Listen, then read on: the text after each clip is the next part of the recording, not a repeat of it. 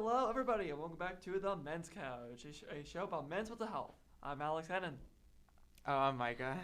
I'm Lauren. I'm Angie. And welcome back to the Men's Couch, ladies and gentlemen, back with season 3. Woo. Trace. Other ways to say 3. Tress. Yeah, and don't forget to follow us on Spotify and listen to us there. And don't forget, Spotify. yeah, man. And don't forget to follow us on Instagram at Men's Couch. Micah, take it away. So we're back. We're here. We're talking about anxiety and our different experiences with it. I don't know how I want to start this, like how personal I want to go. I think like for me, anxiety, it's really kind of trickled up in middle school when I started to have like just OCD symptoms, and I started to like worry just like obsessively about different topics and stuff, different like situations. I would constantly worry about it. But yeah, that's where it started. I didn't get therapy. I didn't start therapy until I was 16, and I've been doing it ever since, and it's been beneficial for my anxiety. That's where I'll start with my story. So anxiety and I, this is Alex, everybody. Anxiety and I definitely have had a history throughout my whole life. Oh. Definitely middle school, like 6th grade. I was worried all the time about certain things. Mine like around 6th grade Yeah. too. So. But then it suddenly, I don't know, because I was just worried so much to the point where, like right after middle school, I was in like 7th, 8th grade. Mm-hmm. I just didn't care at all about anything. So yeah, but nowadays I'm more neutral. Like I care only about the things that do matter. Mm-hmm. More balance. More balance. Yeah. But it's definitely a journey. Some other people have different journeys of that. Some people still have that overwhelming anxiety. The chronic anxiety. Like all the time, and some people just like are just very chill, man, and they don't really do that. But I'm curious to know what Laura and Angie, what do you guys think of this? You want to go first? You want me to? You can go first. All right. So, I have become pretty close friends with anxiety. You could say that. Yeah. I was diagnosed with GAD when I was in my teenager years, so 13, 14, pretty young, but also pretty right around middle school, so right around the time. I'm always like a ball of nerves. I'm always anxious about a test, my major, friends. Anything that could cause anxiety causes me anxiety. You can say that again, sister. Yeah. And growing up, I saw a therapist for the first time, didn't really click with them, and I was just trying to find ways to kind of deal with my anxiety. So I started getting on medications, and I have a chronic illness, so that medication was kind of interfering with that. So I had to get off. Oh, that's my phone alarm going off. My fault. This is all I don't know dream, why guys. it went off. Y'all Wake up now. So back to that. Yeah, so having a chronic illness and having the medications kind of interfere with that, I had to choose between my mental and my physical health at that point in time, and I went with my physical because I need my medications to be able to keep moving. So I slowly got off my anxiety meds, and I mean, it's been great. I've been good. I've found other ways to deal with my anxiety. I mean, I know that doesn't go for everybody, but I go to the gym, surround myself with friends. I'm a major extrovert, and I found a new therapist, and I see them pretty consistently now. So I think it's just finding what works for you. And I think everybody, whether they want to admit it or not, has a little bit of anxiety in their lives. I think like us, we have the anxiety disorder, but like. Well, I mean, but like anxiety is inevitable. Yeah. So. Yeah. Yeah. I think that's true, because I have never been diagnosed with anxiety or anything, but I would say that I have anxiety tendencies sometimes during certain points of life. So I really don't have, I don't know, I think my experience is kind of different from y'all's, because I haven't really I haven't had that much of a journey with anxiety. Okay. So I can't really speak as much into depth about that specific topic, but I would love to listen to it. Maybe you could, from like an observer's point of view, maybe you've seen someone else that you know that has it. Yeah, I've Or seen maybe how to family with support it. someone with anxiety. Yeah. That's a good one. Yeah, like Yeah. with me, like something that I wish I could do more is like when people are going through things, like I'm there for them. I like to be there for them, but I don't always know like how I can help them more than just being there. Yeah. Is there Although like sometimes just being there is just, well, it depends on the person though. yeah, It yeah, depends yeah. on the But like person. sometimes you want to do more than just like Yeah. stand there and like hug them. You want to say something to like lift their spirits and stuff. Yeah. So yeah, I mean, I would like to hear from you guys, like what alleviates or how do you cope with anxiety? That's this. Oh my. So for me, anxiety. For me, there's a lot of coping things I do, which I kind of talked about yesterday, and one of that is journaling and just having, and also like a lot of lifestyle changes for me because last year I was like I had a lot of back-to-back classes, and I kind of mentioned that before, but I didn't realize that I needed space in between classes because that's how my brain works, and I can't just go on to like the next class because I need I need space. So just cultivating more space times in my day to just do nothing can help like just slow down. At least like for me, because my personality, I like to be very slow. Like I like to live my life slow. I don't like to be like a busy person or anything. Another thing with anxiety is okay, so I guess with the anxiety, and like I don't want to go into the whole like thing about medication, but it's okay to take medication. I take medication. I take Zoloft for my anxiety. That's another like coping thing. It's like to have that because sometimes like it's also like a brain thing where it's like it helps to deal with it helps you to do the therapy and like other things, whereas like if you weren't on it, it would just make like the anxiety like it would make it hard to deal with the symptoms. I feel like you're nodding, you can attest to that. But To an extent, yeah. for me, I found that. Sorry, I'll get closer. For me, I found that there are so many different ways to cope with anxiety. I've been dealing with anxiety for probably a good 7 or 8 years now that I've noticed. Mm-hmm. It could have been longer that I didn't notice, but it took me a while to accept that it was part of my daily life. And then once I did accept that, I was like, okay, let me look at some ways to deal with this. And there's not one clear-cut way to deal with anxiety.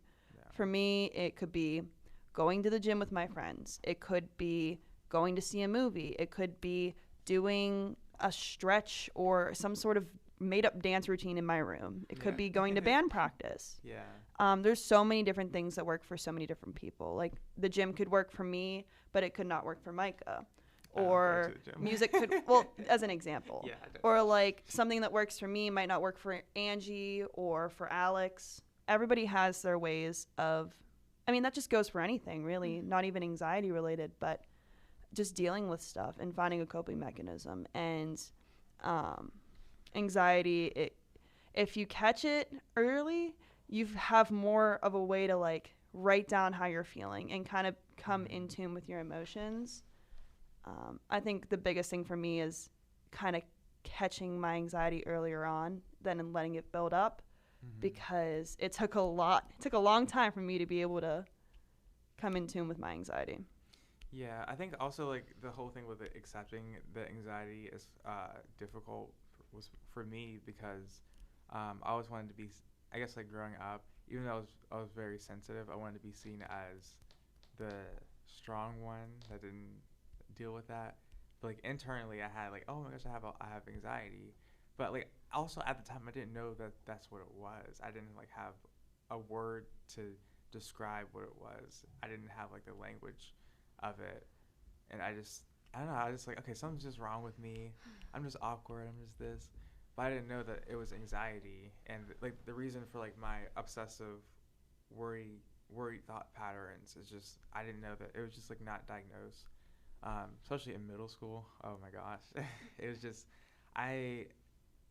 the thing with like OCD, your brain tends to fixate on certain subjects that you constantly like worry from, and you think like that focusing on the subject will help with the worry, but it doesn't.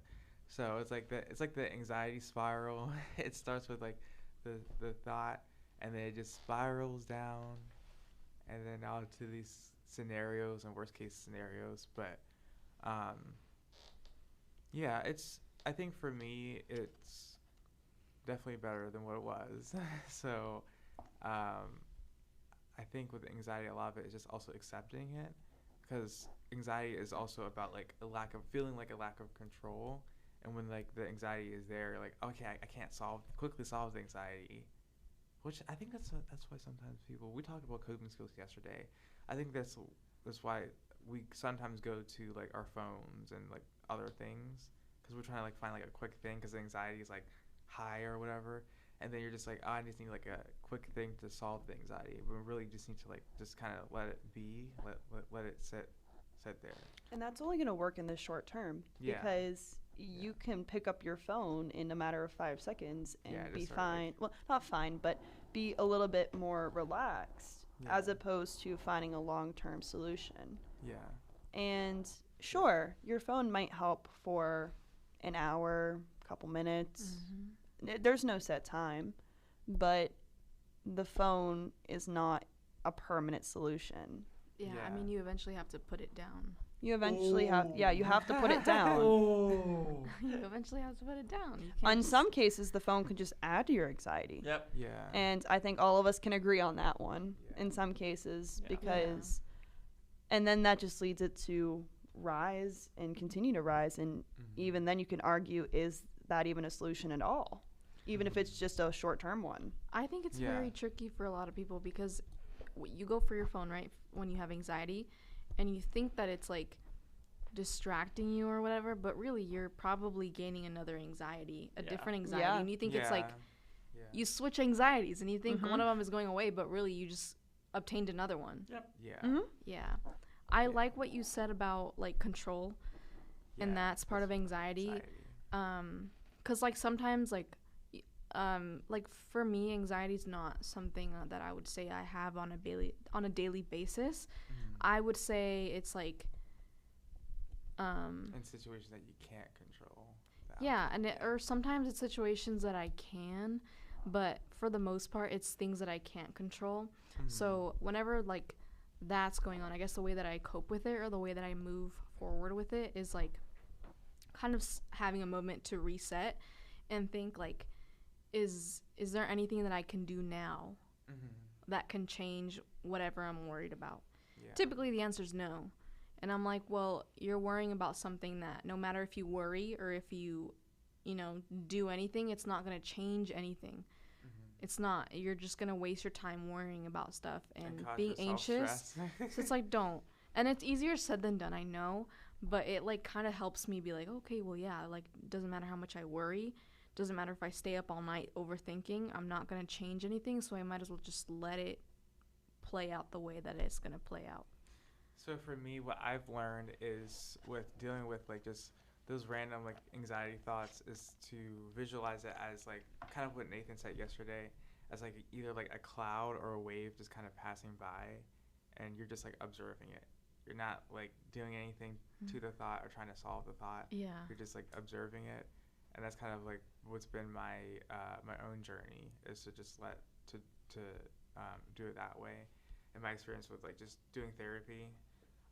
Also, there's so many things that I kind of have learned in therapy about anxiety. Like kind of, I think more so now I'm learning that we carry a lot of our anxiety from, I would say, just beliefs or narratives about life. We have like things about life that we deeply held beliefs, and it's not that. So I don't know how to say this, because it's not that like the beliefs that you have are sort of like they're not needed for right now in your adult life, but they were made to kind of keep you safe when you were like young.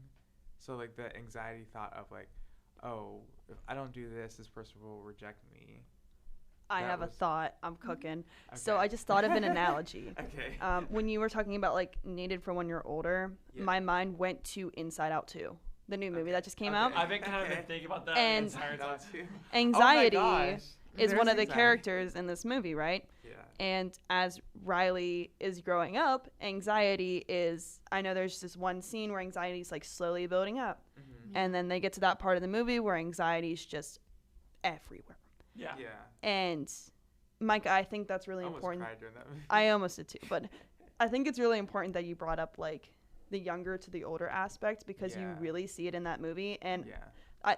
going to like the film producers, I know I'm going into like a little bit of a Okay. tangent here, Yeah. but I think it's really strategic how they planned out the second movie, like Yeah. growing up with us, because I know I did, and we 'Cause grew I up was, around the like, time of the first 10. movie, I was 10 years old. and then now we're 19, 20, 21, most of Yeah. us, and Mhm.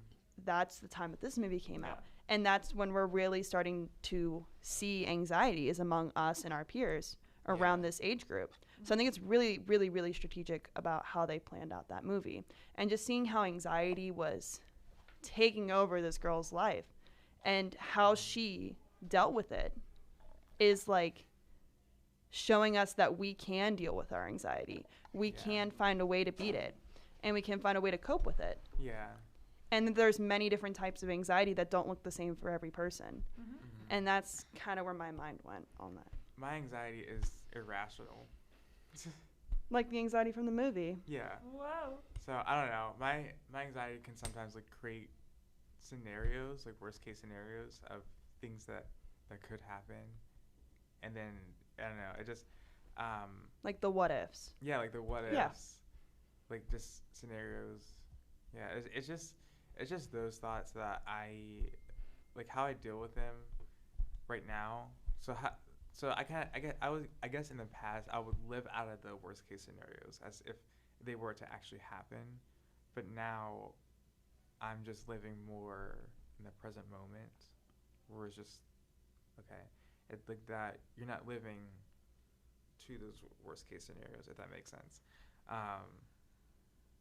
But anxiety, if I were to describe it, it's like just like I'm just visualizing right now. It's like a ball of scribble. For me, that's how I visualize it. It's a ball of scribble because it's just like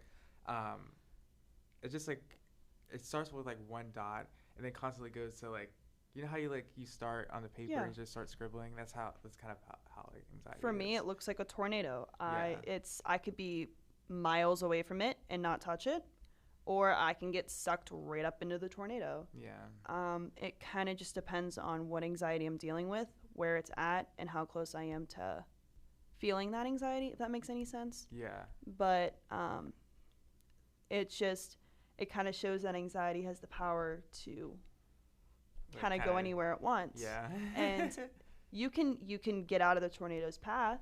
Yeah. You can go. You can get in your Jeep or your truck and you can drive away from it, or you can drive closer to it and be the people that take a picture. And it's all about what you choose to do with your anxiety. Yeah. And like for me, anxiety can be like physical. Like sometimes I feel it like in this area, like my chest area, or sometimes I'll feel like weighted down. Like, oh my gosh.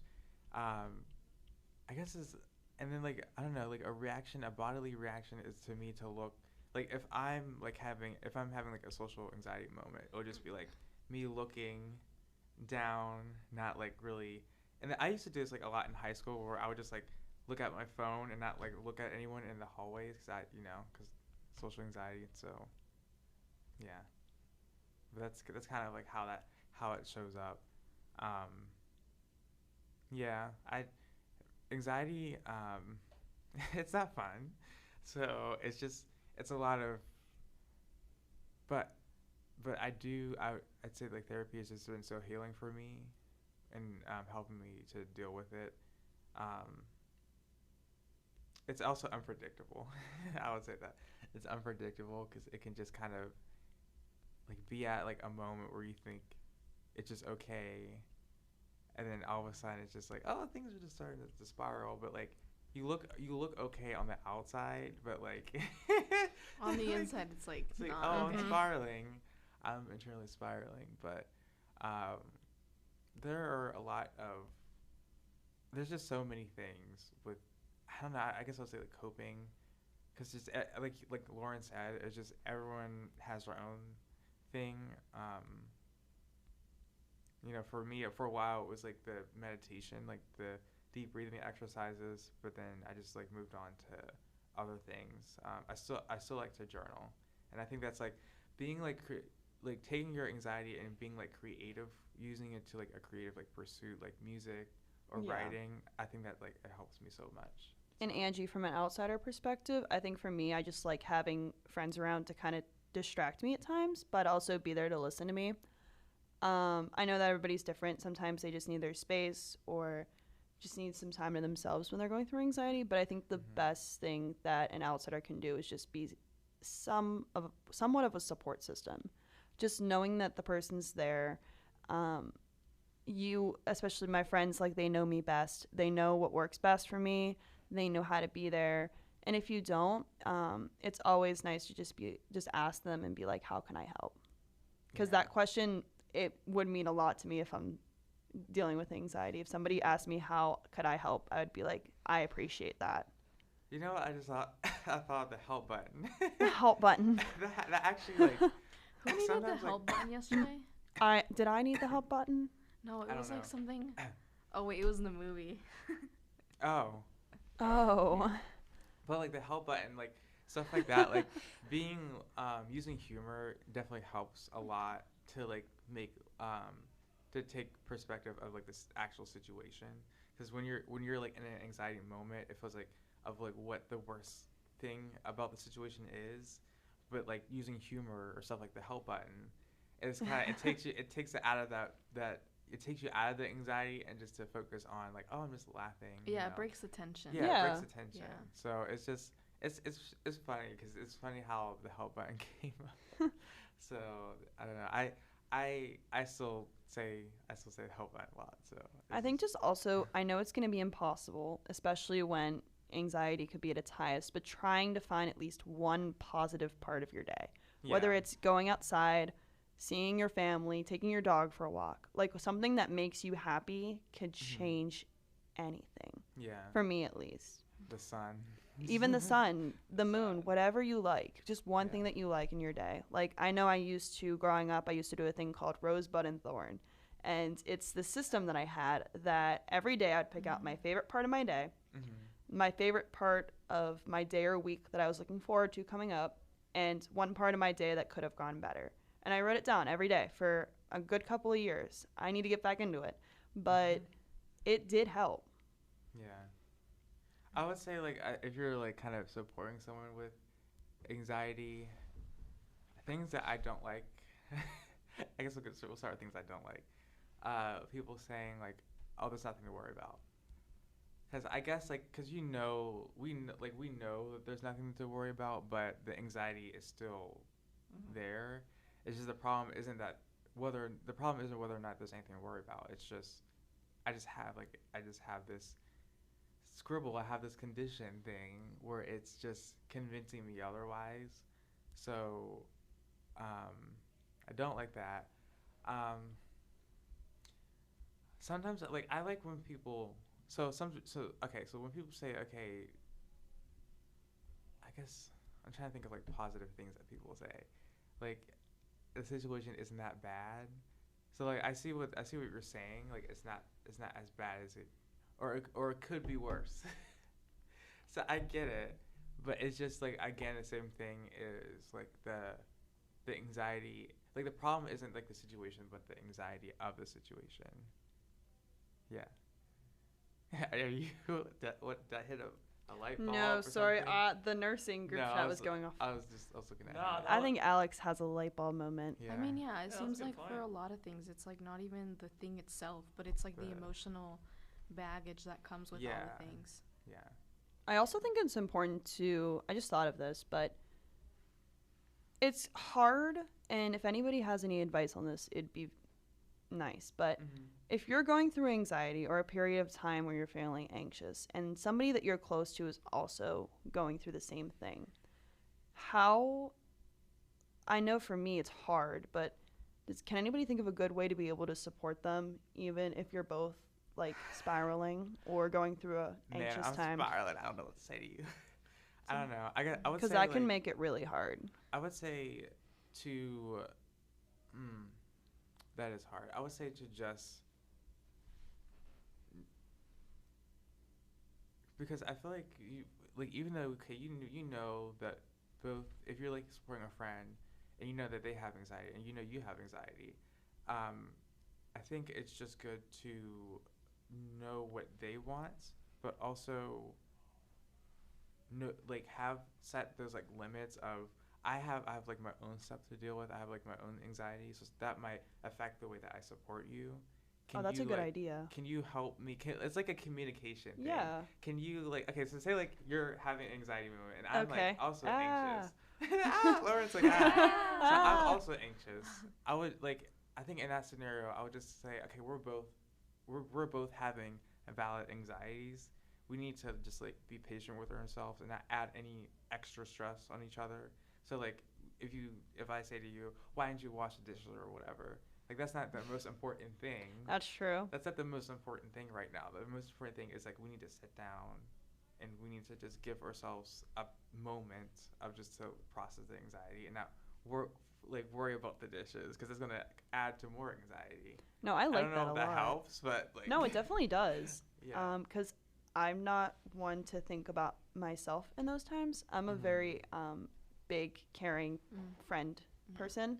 So when I'm going through anxiety and I see a friend that's going through an anxiety period, I'm gonna, it sounds bad, but I'm gonna forget how I feel and drop everything and be there for that person.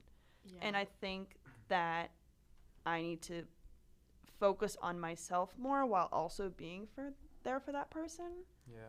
Or also, like, another thing is I like to do is practice vulnerability. Like, if you know you're having a big anxiety moment, you know, maybe just share a little bit about your own anxiety, not to, like, invalidate the other person, but just to be like, okay, I'm also having my anxiety too. Like, I don't know if you can say I know what it feels like, but... No, good point on the not invalidating anybody's feelings or experiences. You can say you know what it feels like, but it's just...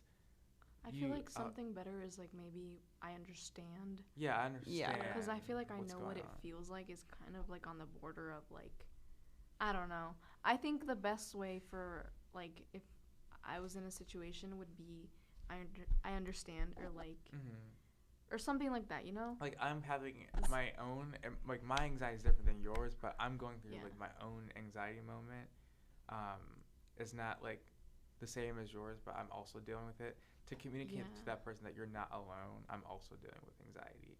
Because if you show, like that vulnerability, that just creates like more communication and connection. Because I think like people that like to help or have big hearts, like we're so like I just want to help you so much. Yeah. And I think sometimes for me honestly, I'm learning that in therapy that it comes from anxiety, constantly feeling like the need to like help someone else or to like feel like I need to step into a situation or do something about something. That's also coming from like a sense of like my own inner anxiety about what that person is going through. I get that. I'm a similar way too in the fact that like even if I'm going through like a hard time, like and like a friend is also going through that, like through something similar like a hardship, they'll never know that I'm going through like something. But it's like I guess it's something that I could work on. It's like when somebody's going through something, like you said, I will drop everything and go help you, but it's like a way of distracting myself from my own problems and focusing on other people, because it's like a distraction from facing what I actually have to go through or what I'm going through and kind of acknowledge that.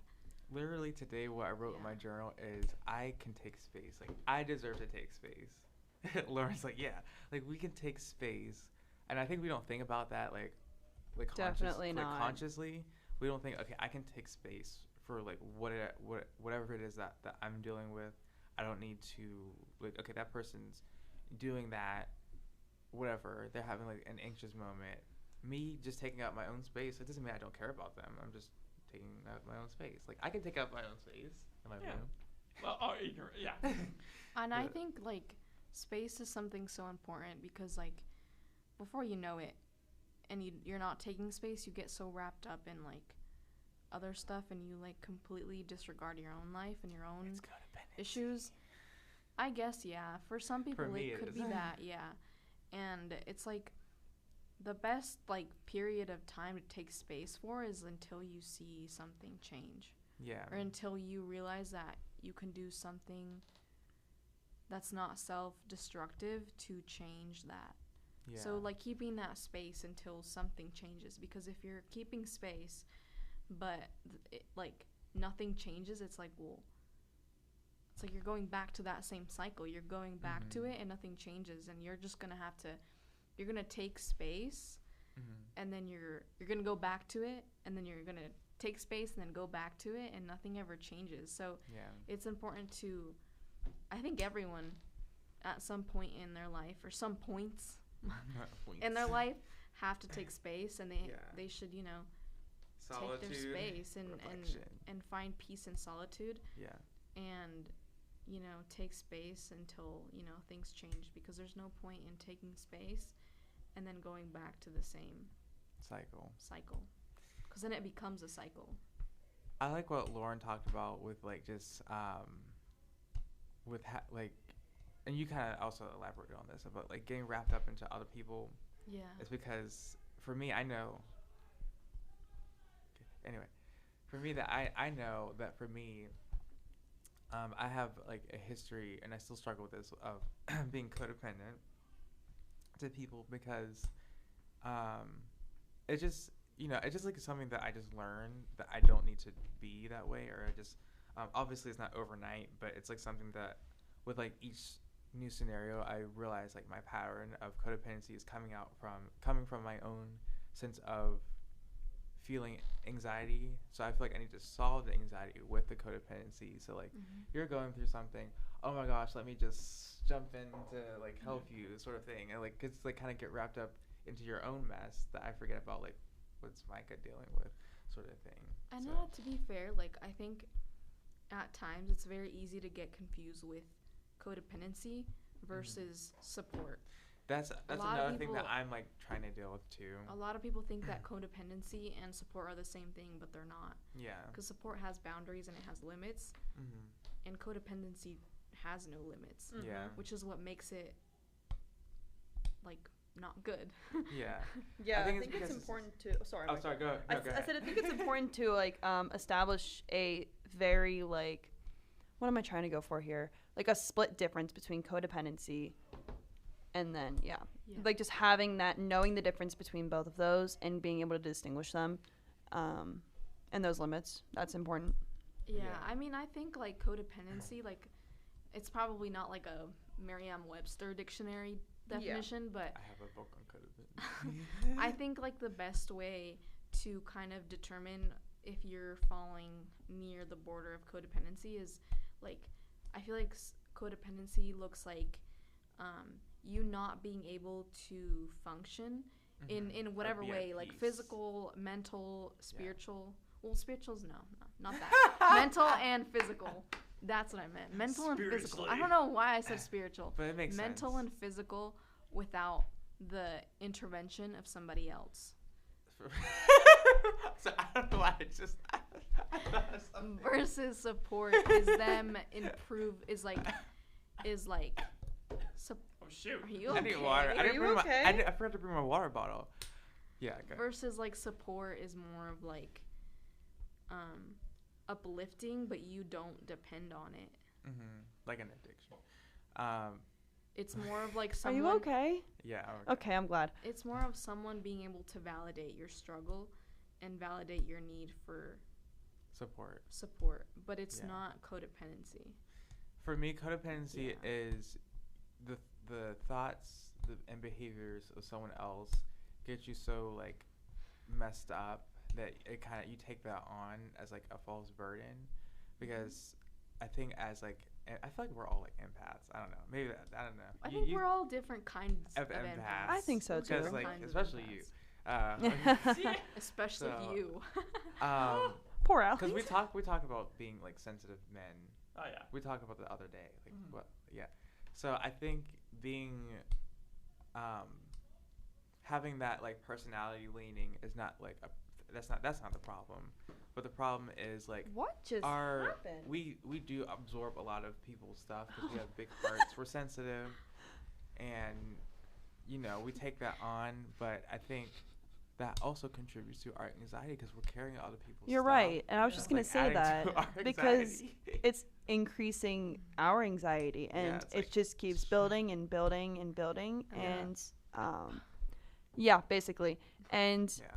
codependency, it can be anxiety inducing, and is. whether we acknowledge that or know that is crazy, because I'm not one to associate codependency with anxiety. I don't. But now, No. but now since Angie explained just how that goes together and correlates with each other is mind blowing to me.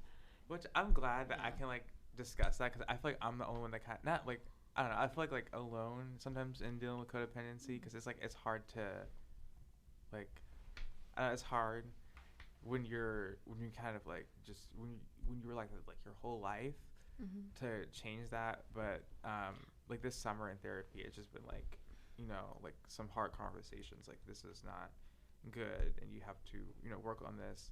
Like my therapist wasn't saying this like to be like mean or anything. It was just like you have to deal with this because this is like obviously contributing to your anxiety.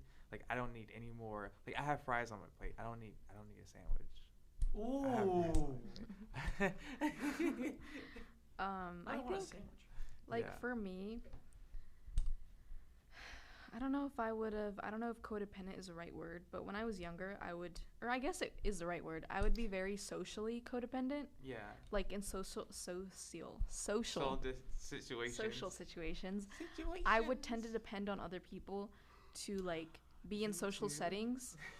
In social settings. Yeah. And then it was like, you can eat lunch by yourself. Like that's not a crime. That's another thing. Yeah. Like that's not a crime. That's another thing. You can sit to yourself and read. You don't have to always be with people.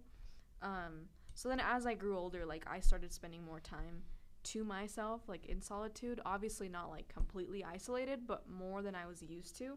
And at first it was like uncomfortable, but you have to be uncomfortable in order to change. Because it's like you growing into like, you're growing. So it's not something that you're used to. I think the best way to like put this into like figuratively is like when you go to the gym or when you're adding a weight, like the first time you add, like when you change a weight, it feels more of a cramp or you feel more sore. He put me at the gym. And that's kind of like growing like mentally. You have to feel uncomfortable in order to grow sometimes. That's basically like the summer. And like something I learn a lot with relationships, some are easier than others, but it's like when you are like with other people, like mentally have a note that their presence or their absence should not waver your mental state. They should add to it, and you should like also like feel sympathy and empathy for when they're going through something and like want to help them. But they shouldn't take as away. long as you're mentally healthy as well. But they shouldn't take away. They should add to it. Yeah. They shouldn't even be your happiness. They should add to your already existing happiness. Yeah, like I have something like already on my plate, my happiness plate. Yeah. This is the happiness plate, not the anxiety plate this time. So the happiness plate. And then like this person, they just have like they're like the sprinkle of the or whatever like seasoning. it's like a salad. Yeah, and then they're the salad. croutons. Yeah. But you already have the whole salad. Like I have the whole salad. But the croutons are the best part. I'm kidding. Or you can be the croutons and they can be the salad. Thank you. Yeah. So yeah, it's those things. I think codependency comes with that. We don't think it does, but it comes with that. Like, okay, this person's not around, and that's like not. Then that makes me I have to be depressed now. Like it's not, like those extremes. And it's hard. Mm-hmm. And sometimes you have to go through a journey to get there. It's not just like tomorrow I'm not gonna care. It's like no. It's also it's not about not caring. This is not not what this That's is. what's But, like, crazy, because I feel that way. Like I'll be anxious about something so small, like my shoe doesn't fit on my foot. Like it's not that it's that help. big of a, like, it's not that big of a problem. Like, my Yeah. shoe just didn't fit on my foot. But it's And just then like a change, probably. it's a change, and it's like, okay, well, this anxiety is kind of taking over. Like, I need to find a new shoe. I liked my old shoe. Like, Yeah. it's all this stuff that's going through my head. But then tomorrow I'll be like, oh, I guess it wasn't that big of a deal. I just Yeah. freaked out about this shoe, but there's plenty of other cool shoes. There's plenty of other shoes that fit my size. Yeah. But I'm freaking out about something so small that took over my entire day. And Yeah. you wake up the next Yeah. morning and it's like, there are plenty of other shoes. Yeah. Yeah. So I Yeah, think that's so- very important. Yeah. It's also. Nice. Nice. Yeah, I guess I would say like, yeah, 'cause I think, like if you're I guess the codependency and anxiety relate a lot. So we don't think it does, but it kind of comes together because Yeah. feeling like because anxiety always needs something to solve, and when this Mhm. person's not okay, then that means I'm not okay. I need to be anxious or whatever. Or this person's not here, I need to be anxious or whatever. Or this person said this, I need to be anxious or whatever. It's like, sorry, I thought that guy was about to come in here. But it's like I need to be anxious based on who someone else is, what they're doing. Like it's all those things, and we don't intend to be that way. It's just our caring can sometimes be. It can be influenced by anxiety, if that makes sense. I think it Does was. that make sense? Yes, Mhm. I think it was very, very. Obviously, we didn't do it intentionally, but it was very strategic the way that we did coping skills yesterday. Yeah. We talked about coping skills Yeah. and different ways of coping, and today we talk about anxiety and how codependency is an unhealthy method of coping. Yeah.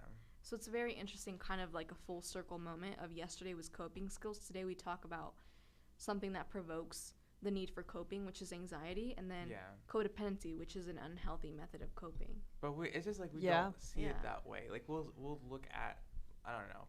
We'll see, because it's easy to spot like, okay, scrolling as like a coping thing, but codependency it's sort of like, I don't know, because codependency can also because I have a thought.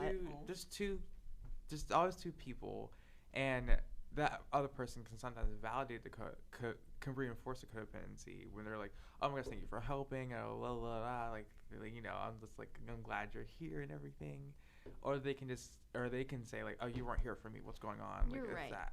It's, I mean, but we're- codependency is a two-way. Yeah. Yeah, I had a Go thought. after. One half. Oh. So do you remember how you said it's easy to spot? Yeah.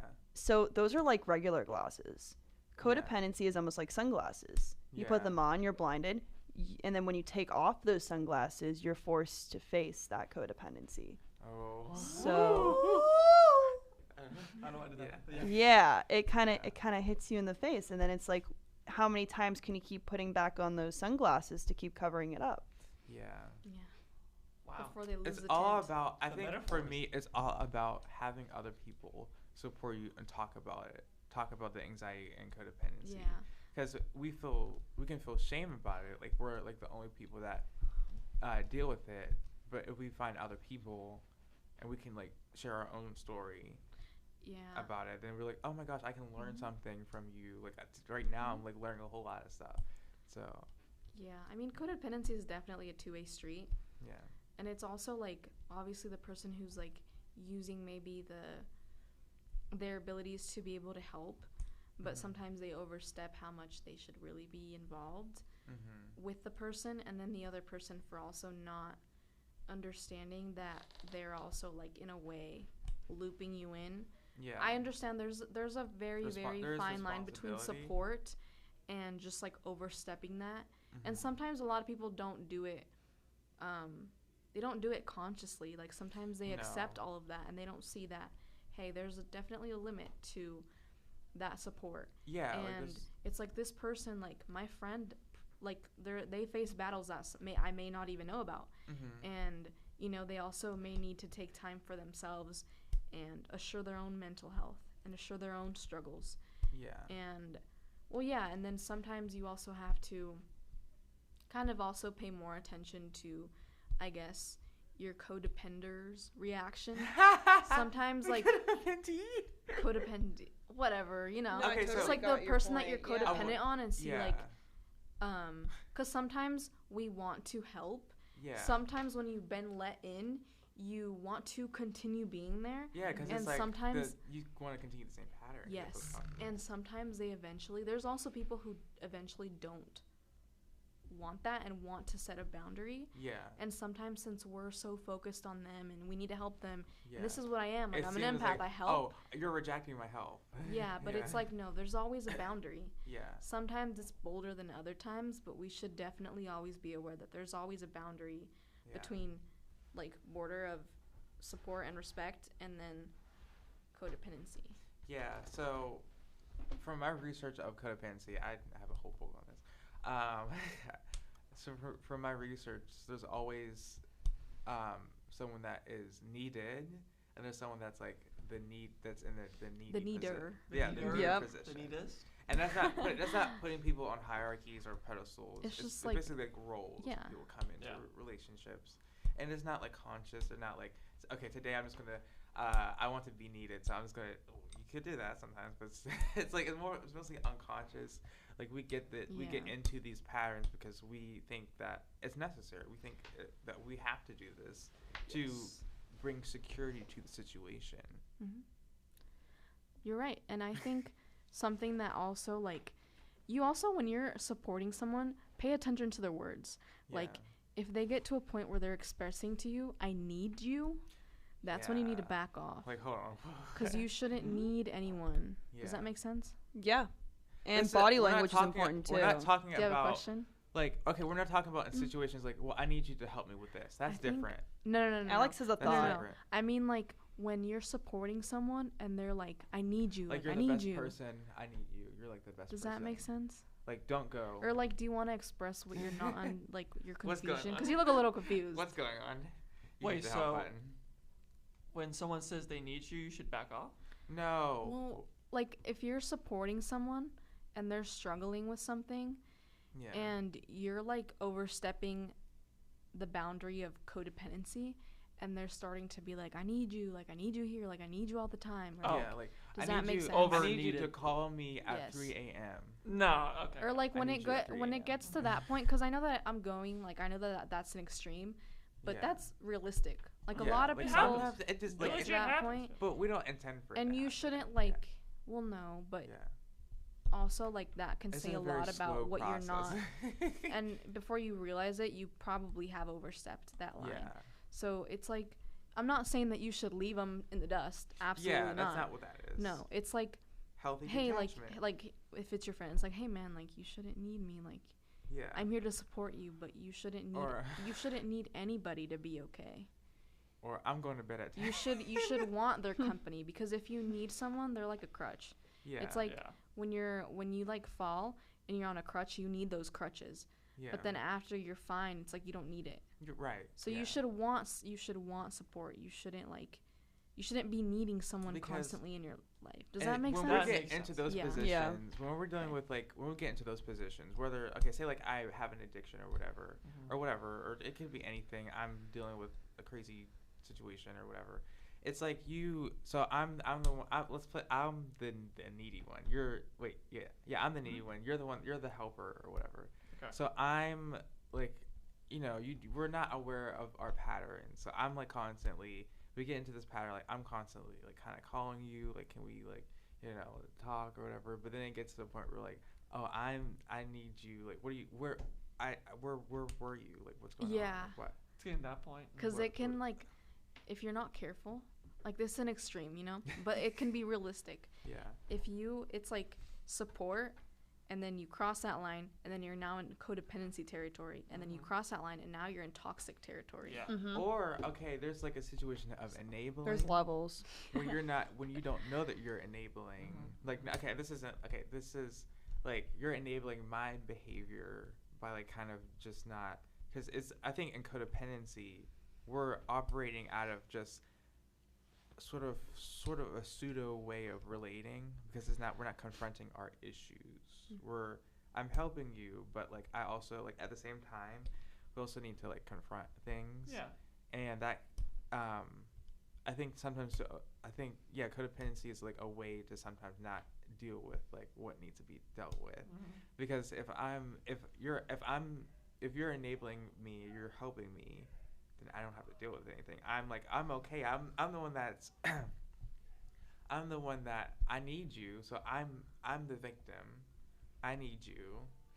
Yeah, Some people can use that as I'm a victim. victim. I need you, and it's like you kind of like Yeah. manipulation. Please feel bad for That's and it's crossing see the not- how much, toxic. like, It's and they're not- probably like the one who claims to be a victim probably is going through a bad situation. Yeah, like there's Yeah. valid things. Yes. But sometimes it could be like Well, used like unconsciously yeah. in a way where we get in a place of pity, or I'm Yeah. not like moving through the situation in a healthy way. And especially if they're someone who knows you, it's like they know like what buttons to push. They may Yeah. not do it like for malice, but they may do it for selfish reasons to receive that constant like Yeah.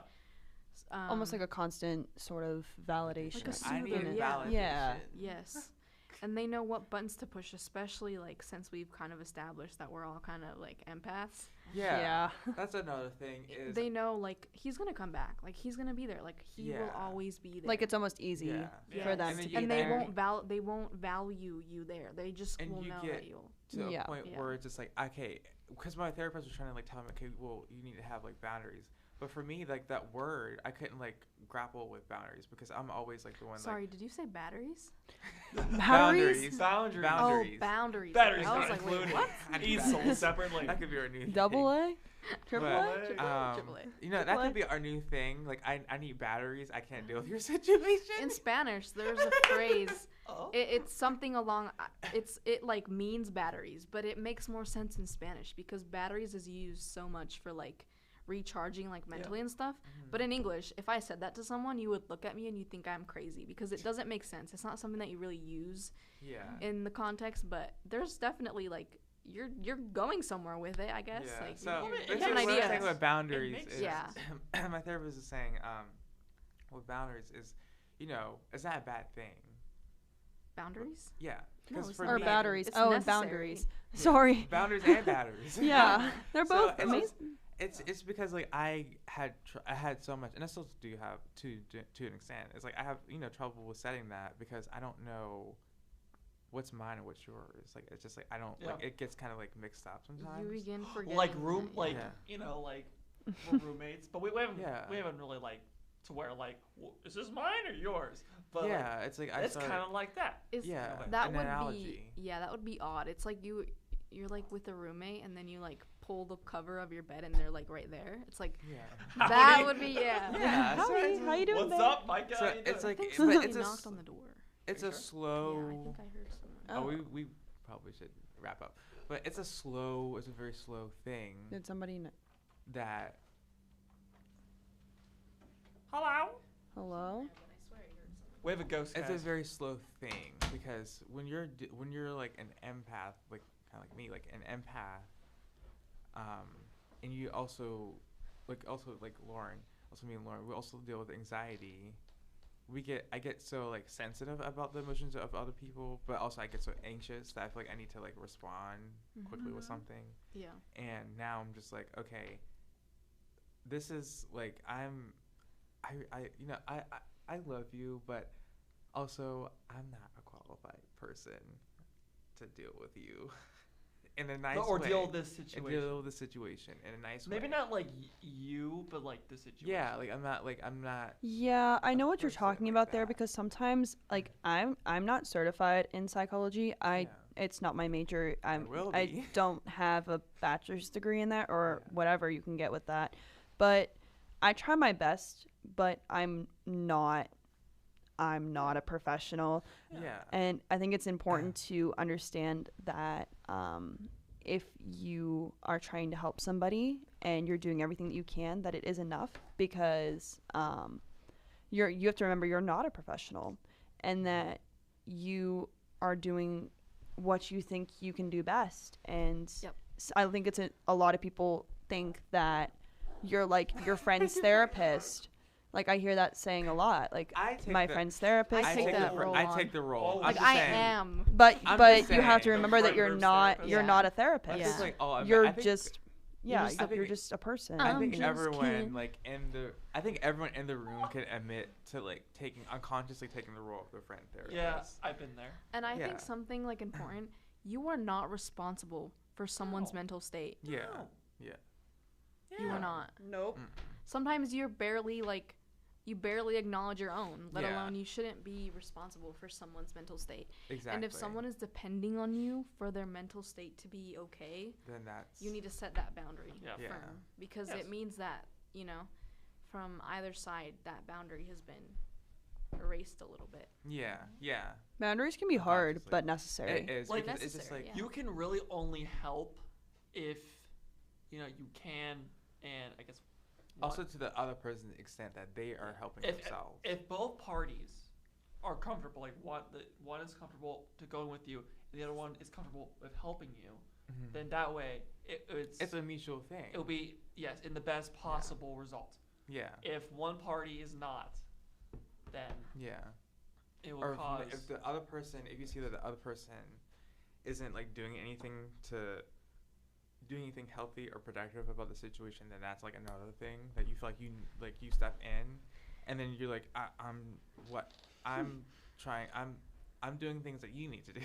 Something that I think a lot of empaths struggle with is when a person is going through a bad time, whatever kind of situation it is, and you're telling them to care about themselves or to do something about I it, care about and you. they're not doing it. You're caring more about them than they're caring about themselves. Yeah. And you can at first, I guess you can talk to them, but if they Yeah. don't do that, you need to step back, Yeah. because they don't and it's not like a cruel thing, but it's like, just like It's bruh, almost like a deal fight with or your flight mechanism. deal yes, with and you're yourself. also becoming frustrated with a situation that you have no control over. You don't have that it's not control. your situation to begin You with. can control, hey man, do you think maybe you should see a counselor or talk about this, Yeah. or move forward with them in this? And kind of, you can say that, but you Mhm. don't have control whether they choose to do it or not, or whether Mhm. they choose to spend their night partying and drinking and getting drunk Yeah. and coping with it. You don't have control over that. So if you see that you're caring more about a person than they care about themselves, it's time to reassess and step back. Yeah, you can't control if someone will press the help button. And Or how that's- somebody reacts to something. It's Yeah, that you too. can That's say another anything you want to anxiety say. thing. And that's a moment another where, anxiety like you thing. said, you take space. Yeah. And you take it until something changes, because if you take it and you the next day you're running back to them, it's well, you're gonna do the same thing because Yeah. nothing changed. So Yep. it's you no. And then you Yeah. take the time to reassess and step back, and then you find that boundary Yeah. and you Mhm. find what works. And it's not going to be an instant. No. A lot of people are under the assumption that, it'll just change overnight. No, it's And more it like takes Yeah. time. because it's a quiet thing. It's more of for me, it's like my therapist recognizing it within me because I'm not aware of it. It's having that mirror to be like, okay, this is, to assess the situation. This is what's going on. You're not she not blaming me, but also Yeah. to bring awareness to your tendencies. I also feel because in these situations where you're can you hear me? Yeah, you're good. We're good.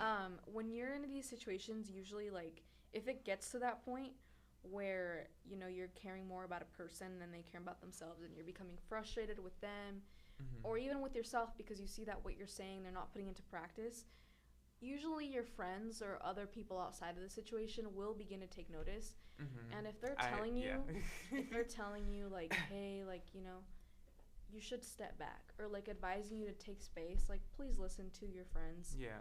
on situations like this, because sometimes you're so blind with wanting that The person dynamic. to change with that person, Yeah. and sometimes the people outside can see a lot clearer than the ones who are Yeah, and the dynamic. Yeah. with sunglasses, but eventually the tint will wear off. Mhm. But Yeah. who knows if when that wears off it'll be too late for you as well.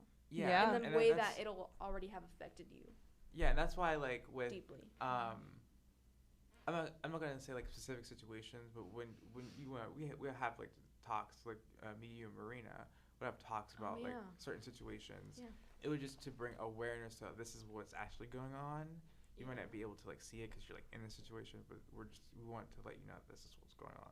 Yeah. So to like bring awareness to like sometimes you need that like little like uncomfortable pinch thing to like help you wake up to the situation of this is actually harming you, but you don't know because you think it's okay. And those people are just looking out for you. They just want what's best. And like I said, it's not always easy to spot when you're anxious or but anxiety has a effect on not just yourself but the people around you, the people you surround yourself with.